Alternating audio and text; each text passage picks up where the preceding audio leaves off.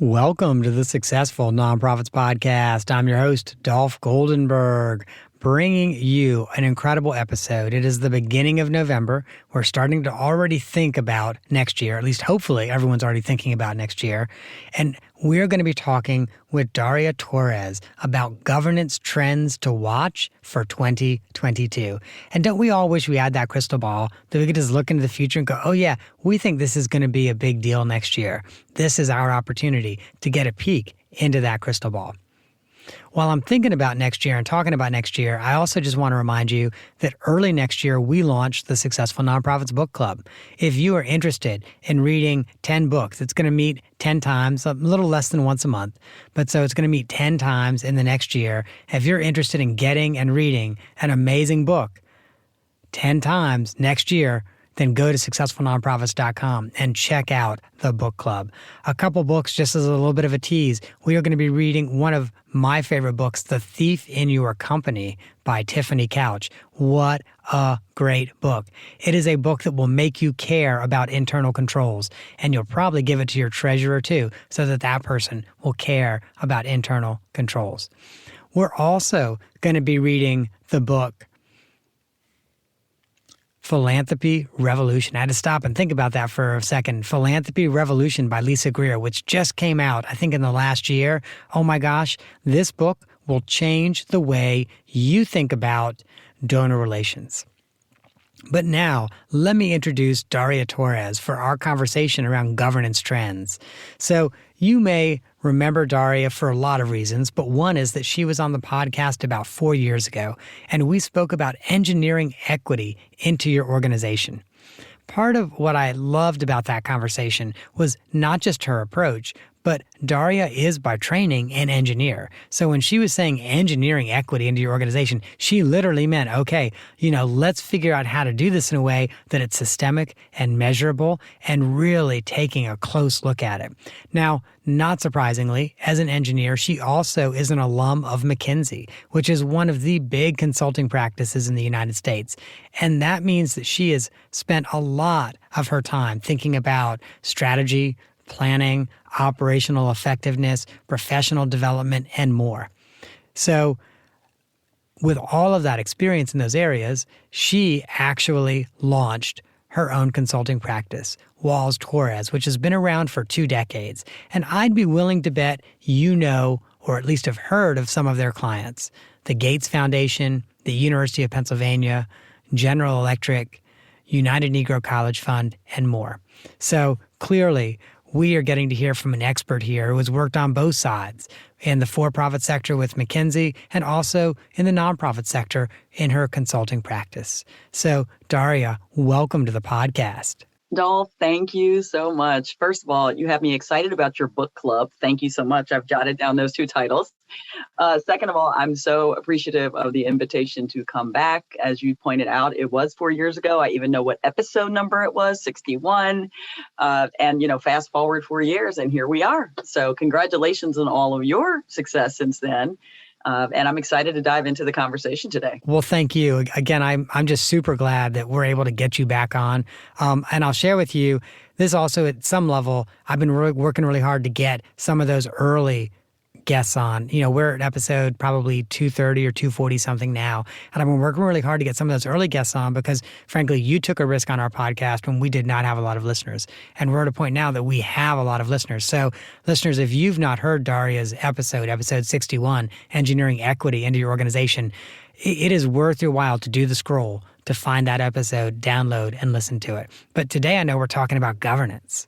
That's right. We are. And as you pointed out, over the past 2 decades, have worked across sectors, have had the pleasure of personally advising and counseling hundreds of C-level executives, board directors and trustees, university administrators, and also founders. And as you pointed out, prior to that, formal consulting experience with McKinsey, and then as a systems engineer at Lockheed Martin. So dealing with the kinds of complexities that are being confronted at the upper echelons, if you will, of leadership is kind of baked into my DNA. And over the past 2 decades as well, there's just been this inextricable interplay that I've noticed between strategy, leadership, and governance.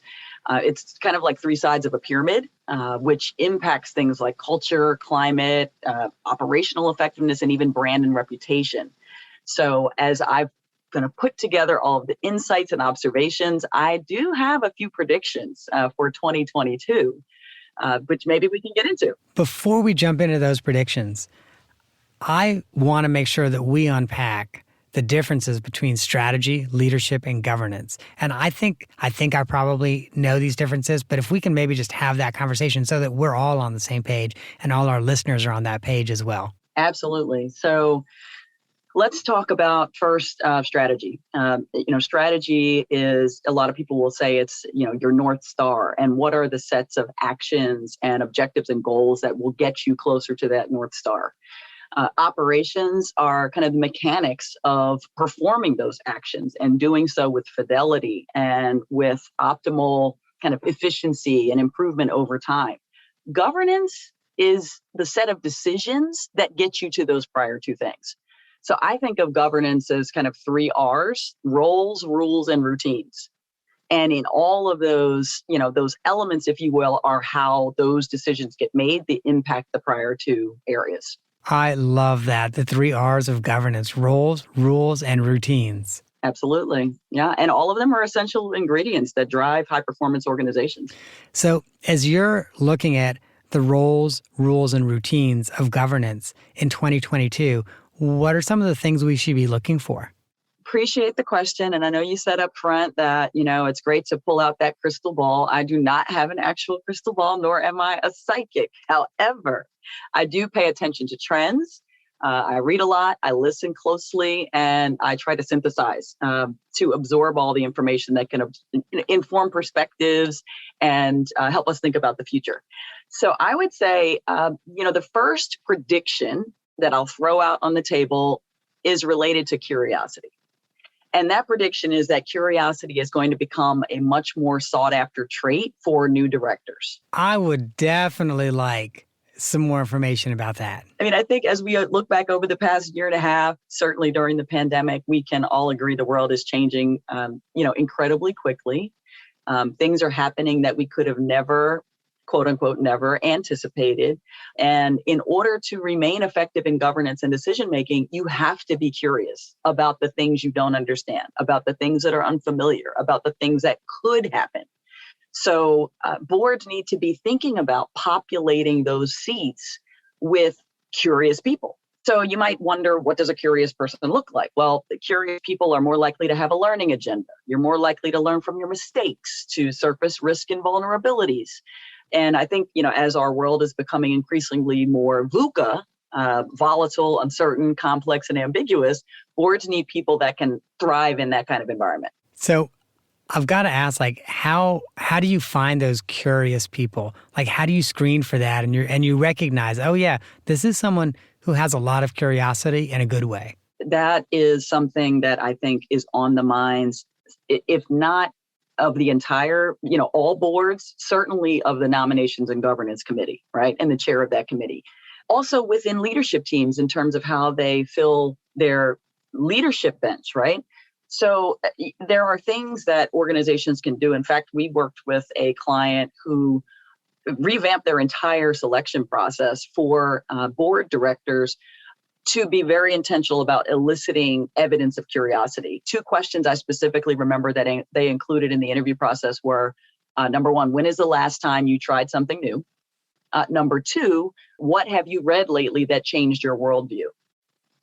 Right. So as we look into the future, we should all be thinking about how to maintain kind of a healthy curiosity, not just because it might be asked about in an interview, but because we have to, recognize we can't make assumptions, we can't jump to conclusions, and we have to maintain an open mindset as we discover new information and perspectives. I really want us to stop and take a quick deep dive. I know that sounds counterintuitive to say quick deep dive, but you just said you worked with an organization to completely revamp their board recruitment process. So I assume that was more than just changing the questions. What did the new process look like? Yeah. Well, there were adjustments throughout all of the stages of the process. So even at the outset, let's stick with this prediction around increasing curiosity as a profile of the board. When you're even looking at who's in your pipeline, right? If you're looking for individuals where curiosity is, apparent and evident in their makeup and in their DNA, you're going to go to the sources that might provide those kinds of individuals. So maybe it means looking in places where you never looked before for potential prospects, partnering with new organizations. And that's actually what this organization did. There's an organization in the Philadelphia area called Diverse Force on Boards. And this organization partnered with Diverse Force on Boards in order to expand their pipeline and seek out candidates that they otherwise wouldn't have had the opportunity to just be in connection with or close association with. We talked about the questions, adding additional questions as they went along, but also doing away with the idea of scoring in the process. The old paradigm is there's certain criteria that are really important. We have a matrix, and I'm not saying that completely goes away, but the idea of what merit looks like and there being a script around that, I think is becoming a bit of an outmoded discipline.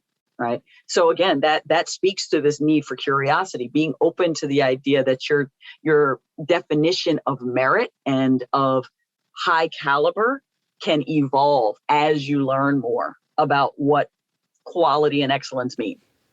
I like that a lot. And I do have a quick question. When you say kind of doing away with the matrix, does that mean this group is no longer kind of checking the box and saying, okay, do we have an attorney? Do we have an accountant? Or do they still think about, okay, we need those professional skill sets? They are still thinking about that. And that guides, let's say, who in any particular cycle of recruitment might be highest priority, but still remaining open to the possibility that an excellent candidate may come along and not necessarily saying that we have to be governed by this fixed set of criteria that we have already defined. There might be new things that aren't in the matrix currently, other variables in terms of functional expertise or lived experience that we discover we need. And so your matrix can evolve versus being a fixed filter or lens through which you're looking in the mirror. That is undeniably true. I like that a lot. Thank you. Well, I was not trying to take us too far off of the predictions for 2022. So we've got curiosity and the importance of curiosity. What else? Well, the second one I'd say is around proximity. And what do I mean by that? I think that the proximity of boards to their various stakeholder groups is going to continue shrinking. Okay. So in order to effectively govern, you cannot operate in isolation, without hearing from parties that are impacted by your decisions, right? That includes staff, that includes your service population, your members or constituents, your partners, your funders, or your grantees, depending on what side of the table you're sitting on. And I think there is a difference between hearing from someone and truly listening with the intent to understand. So this proximity is going to be a really important focus area for boards to self-inspect around and say, are we sitting behind a, let's call it titanium curtain? I don't want to use the term iron or steel curtain because those have other meanings.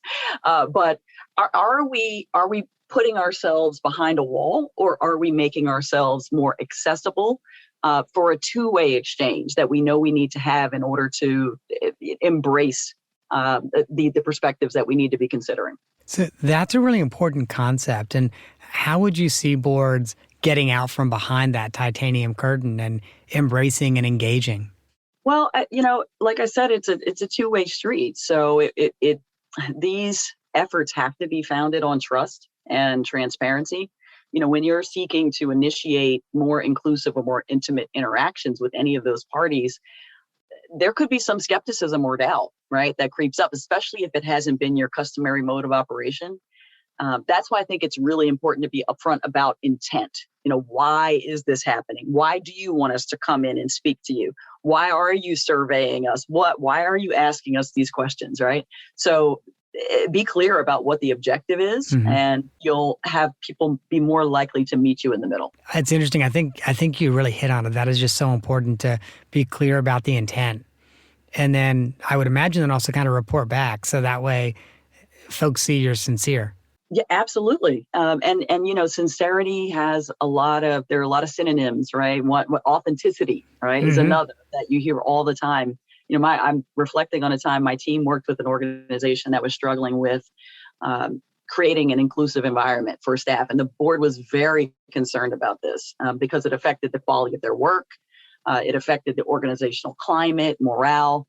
So they had an interest in us leading some focus group discussions with staff to understand what some of the barriers and challenges were. And the ED was so eager to initiate these focus groups that dates just got added to everybody's calendar with no context, no Wow. opportunity to ask questions, no chance to bring everybody along. And, so you can imagine what the reaction was. So fortunately, we were able to intervene there and help them course correct. And that course correction involved a all hands meeting with the executive director and the board chair, so that no question was off limits. And to your point about sincerity, people were able to pick up on that in that all hands discussion in a way that then paved the path for productive conversations going forward. So, Daria, I have to share with you as a executive director, that's a mistake that I've made at times in my life where I get so focused on the task, and I am very task oriented. It's like, okay, we're going to make this happen. Get it on everyone's calendar. Okay. And I just assume that everyone's on the plane with me. And then the plane takes off and I realize they're not all on the plane. And it's never a good experience. Like I keep, sometimes we learn a lesson a number of times before we're like, okay, I really need to pay attention to this. Yeah, no, you're so right. And I applaud, anyone who is task oriented that way, the A-type personality who is always thinking about the X's and O's. But as you pointed out, putting yourself in the shoes of the other and thinking about how is this going to land, right? They have no information, they have no context, they have no insight. What can I do to help that land more effectively? Yeah. Mm-hmm. Mm-hmm. Okay, so we've got that proximity to the people impacted by the organization. What are some of the other governance trends you're thinking are going to happen in 2022? Well, the third prediction I'll offer is that I think an appreciation for the need for flexibility, okay, is going to shorten the time horizon for strategic planning. It's also going to prompt more attention on scenario planning, Mm-hmm. right? So those engaged in governance, obviously, are no stranger to strategic planning. The classic approach is that organizations do this, every 3 to 5 years, Dolph, would you say? Yep. Right. A very common methodology is to start with a SWOT analysis. And after a phased process, you've got your goals, your objectives, your actions. But I would suggest to you that this is quickly becoming, if not already has become, an outdated approach. I think there are many boards who find comfort in the familiar, tried and true approach to strategic planning, but that those do not favor flexibility.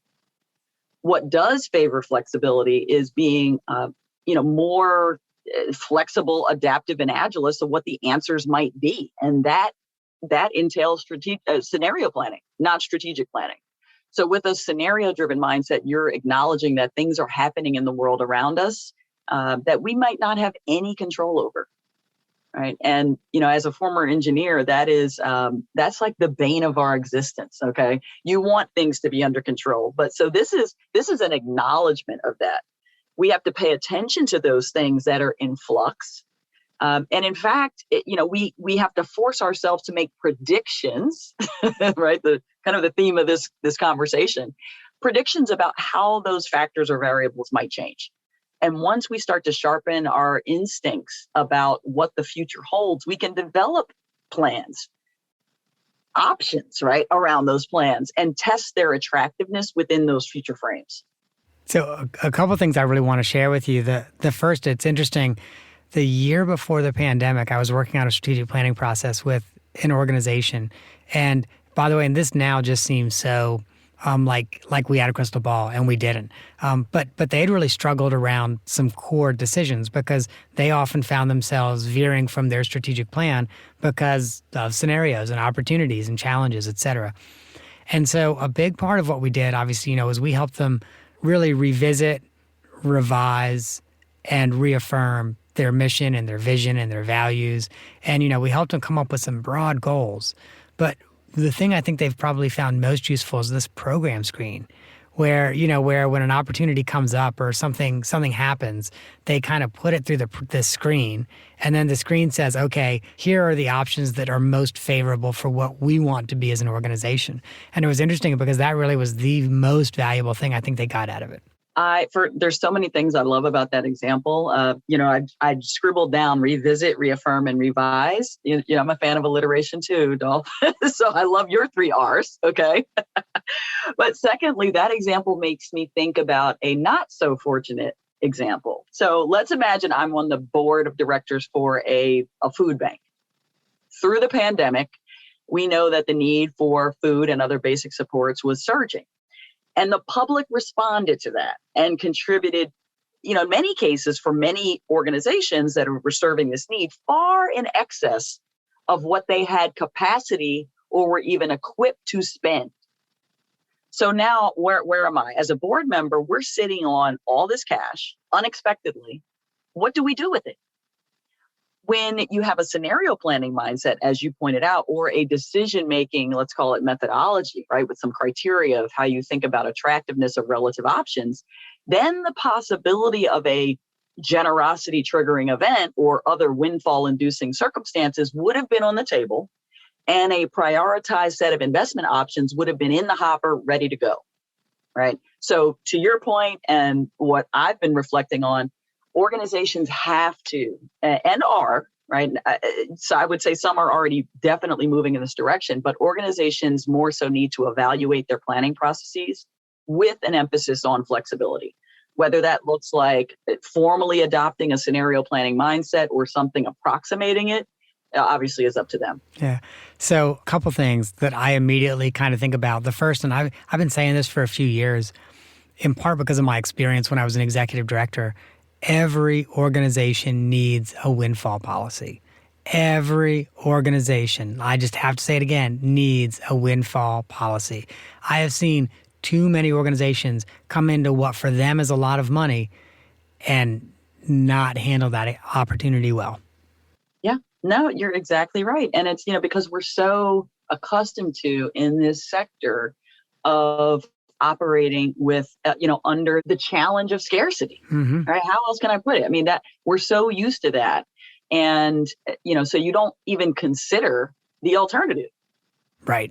And being ready for that is it certainly gives you an advantage from a governance perspective, because at the point when it comes, you do not need to be having emergency meetings about how to spend money. Right. Right. And I'll share with you that the 2 biggest mistakes I've seen organizations make when they come into a windfall. The first is they're currently operating at a deficit and they use it to plug the deficit and they go, thank goodness we're good this year, or we're good for the next 2 years. And guess what? They've not fixed the revenue generation issue. And so in 3 years, they're in trouble again. But there's no windfall to save them. The other big thing that I see organizations do is they invested in something that will end up becoming a recurring expense, whether that's a program or expanding a program that's not grant funded or, does not generate revenue. And again, in a year or two, they're like, oh my gosh, how are we going to support this program? We're going to have to lay people off and disappoint our clients.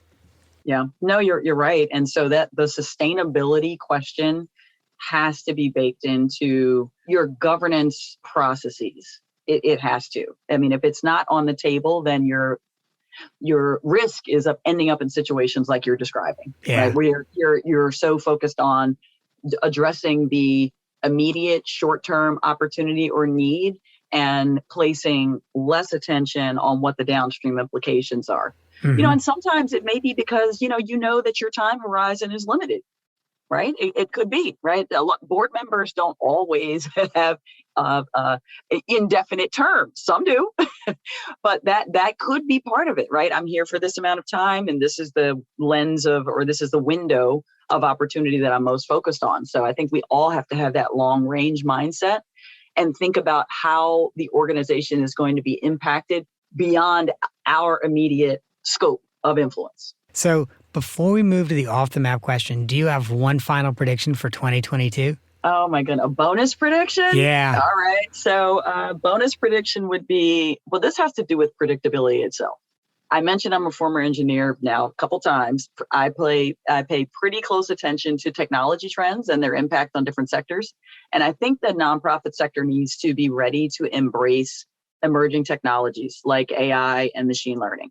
I say that because the amount of data that organizations now have the ability to collect on their service populations, on the environment around them, is just staggering. Right now, nonprofits spend about 2 to 4% of their operating expenses on technology. For larger organizations, that amount represents a significant sum and could be enough to drive the kinds of digitization initiatives, website upgrades that would be the envy of smaller organizations. But even those large organizations are not fully capitalizing on what can be known from the data that they have. Right. So coming back to something I said at the very beginning, that governance is about the 3 R's: roles, rules, and routines. Who decides what? How do those decisions get made? When you can mine insights from your data, there is a level of predictability about how things behave and what expectations you can have that enhance your ability to see over the horizon. So I guess the punchline on the final prediction is that the power of predictability is going to become more critical in governance and is going to require increased investments in technology. I believe that's an incredible prediction, and also one that is absolutely going to come true if it's not already. Like, the organizations that have not invested in technology, regardless of their size, are already finding themselves at a disadvantage. That's right. That's right. And, the time is now. Yeah, absolutely. Right. Well, Daria, I always have to save time for the off-the-map question. And, the off-the-map question has nothing really to do with what we talked about today, but it's an opportunity for our listeners to get to know you just a little bit better. And I've got what I think is kind of an awesome one, because it's not something that you would expect referring to a person as this when they were a child. But I understand that back in your childhood, you were a sales leader at a young age. That would be true. And you must be referring to my days as a Girl Scout. All right. I want to give credit to Girl Scouts USA for, the training as a leader, as an entrepreneur. But if you're looking for a lesson learned, Dolph, it's that, we have to be able to hear no. You don't sell tons of cookies without hearing a lot of no's. And so, to bring that forward to work now, and perhaps what your listeners could benefit from, it might not be no always, it might just be no now. So now I have to ask you the question, how at a young age did you learn to deal with no? Because that's hard, and it even can feel personal. That's something that, as I reflect on now, I would have to say, it starts in your house. It starts in your community surroundings, your church, perhaps, where you have adults who are helping you understand that the world is not, you're not entitled to things in this world, right? So I just remember not having expectations that people do for me, or that things are going to always go perfectly, and that's okay. That's part of life. So taking your bruises along the way is part of that. And you learn. The more no's you hear, the better a shot you have at getting a yes the next time. And listeners, you can't see this, but Daria is smiling from ear to ear as she says this. So it's really nice to hear someone talk about no and rejection and be able to smile about it. That's incredible. Yeah, well, thank you. It's true. I still hear no plenty to this day. So you keep moving ahead. Well, Daria, I know that there are a lot of reasons for our listeners to connect with you, so I want to share a few things with them. The first, listeners, is if you want to find out more about Daria's work, go to walstorresgroup.com. That's walstorresgroup.com. Now, Daria is also involved in a couple of additional projects that are worth your attention. The first is givingcycle.org. It is an innovative model for youth philanthropy. And part of what I love so much about givingcycle.org is it highlights the value of various forms of diversity on a board. So, we're talking race, gender, age, thinking styles, lived experiences, etc. So make sure you check out givingcycle.org. And then as soon as you're done there, check out equitymaturity.com. Now, this is a website that will help you reflect on equity mindsets and ways that you can apply them not only in strategy and operations and culture, but also in governance. Hey, Daria, thanks so much for coming on. Thank you. Thank you, Dolph. And continued best wishes for all the conversations you are yet to have. Thank you so much. Thank you. Well, listeners, I know I just shot out 3 URLs pretty quickly. So if you missed any one of them, you can go to successfulnonprofits.com and get all of the URLs that we talked about. And if you enjoyed this episode, there are 2 that you should download and listen to. The first are Your 3 Legal Duties as a Nonprofit Board Member with Bruce Hopkins. Not enough of our boards know what their legal duties are, and you really cannot fulfill your governance duty if you do not understand those 3 duties.